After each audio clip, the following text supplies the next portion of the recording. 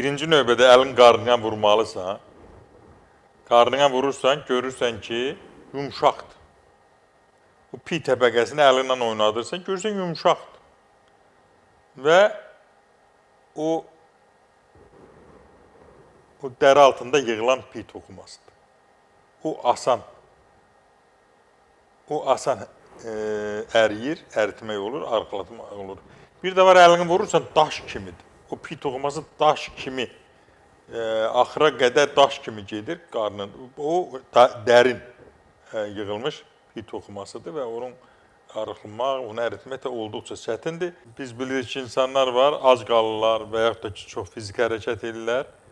Baxırsan ki, ayaq əzələləri, ayaqları arıqlayır, oturacağı arıqlayır, qarın yerindədir. Burada mexanizm nədir?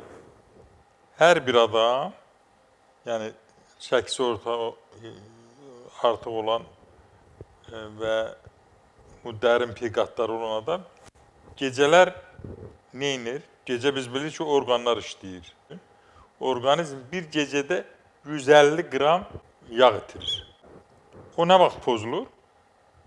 Sən hər hansı bir şirniyyatdan istifadə elədin axşam, meyvə yedin və ya glikogen qidalardan istifadə elədin, glikogen fəaliyyəti artdı və son nəticədə nə oldu? Kortizol hormonu çoxaldı, insulin ifrazı artdı və orqanizm dincəlmədi, istirahət eləmədi. Onda o 150 qram bir gecədə yağın ərimə prosesi ki, o lazımdır, o proses dayanır, getmir.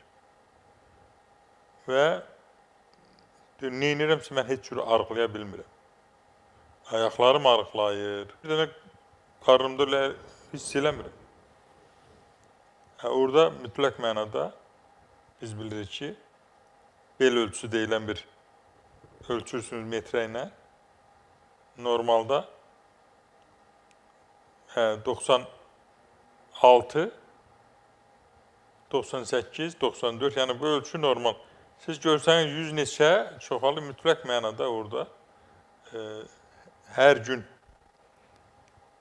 həmin ölçü ölçürsünüz. Görsəniz arıqlamırsınız, onda tutursunuz ki, mən bəli qidalama rejimi düz eləmirəm.